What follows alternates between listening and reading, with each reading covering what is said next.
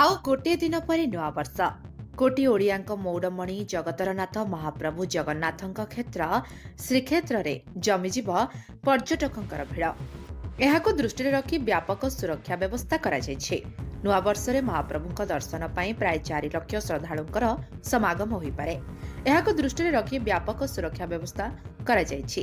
10 ଜଣ ଅତିରିକ୍ତ ଏସ୍ପି, 33 ଜଣ ଡିଏସ୍ପି ଏବଂ 300ରୁ ଅଧିକ ପୋଲିସ ଅଧିକାରୀଙ୍କ ଏକ ସ୍ୱତନ୍ତ୍ର କମାଣ୍ଡ ଗଠନ ହୋଇଛି। 62 ଜଣ ଇନ୍ସପେକ୍ଟରଙ୍କୁ ସୁରକ୍ଷା ଦାୟିତ୍ୱରେ ରଖାଯାଇଛି। ବଡ଼ଦାଣ୍ଡରେ ଲମ୍ବା ବ୍ୟାରିକେଡ୍ କରାଯାଇଛି, ଯେଭଳି ଭକ୍ତମାନେ ଶୃଙ୍ଖଳିତ ଭାବେ ସିଂହଦ୍ୱାର ଦେଇ ପ୍ରବେଶ କରିପାରିବେ। ଭକ୍ତମାନେ ସିଂହଦ୍ୱାର ଦେଇ ମନ୍ଦିରରେ ପ୍ରବେଶ କରିବେ ଏବଂ ଅନ୍ୟ 3ଟି ଦ୍ୱାର ଦେଇ ପ୍ରସ୍ଥାନ କରିବେ। ବରିଷ୍ଠ ନାଗରିକ ଏବଂ ଭିନ୍ନକ୍ଷମମାନଙ୍କ ପାଇଁ ସ୍ୱତନ୍ତ୍ର ଧାଡ଼ି ଓ ସୁବିଧାର ବ୍ୟବସ୍ଥା ହୋଇଛି। ମନ୍ଦିର ପ୍ରଶାସନ ତରଫରୁ ପାନୀୟ ଜଳ, ଛାଉଣି ଏବଂ ଜୋତା ଷ୍ଟାଣ୍ଡର ମଧ୍ୟ ସଂଖ୍ୟା ବଢ଼ାଯାଇଛି।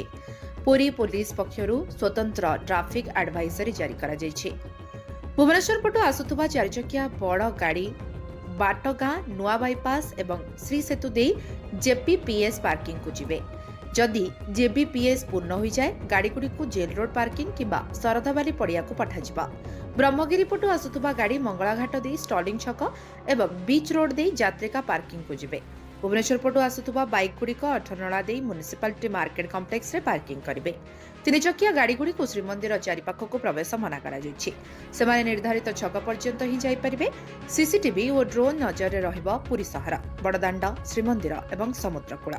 ଜିରୋ ଟଲରେନ୍ସ ନୀତି ଆପଣାଇ ମଦ୍ୟପାନ କରି ଗାଡ଼ି ଚଲାଉଥିବା ଲୋକଙ୍କ ବିରୋଧରେ କଡ଼ା କାର୍ଯ୍ୟାନୁଷ୍ଠାନ ପାଇଁ ବିଭିନ୍ନ ସ୍ଥାନରେ ଚେକ୍‌ପୋଷ୍ଟ କରାଯାଇଛି।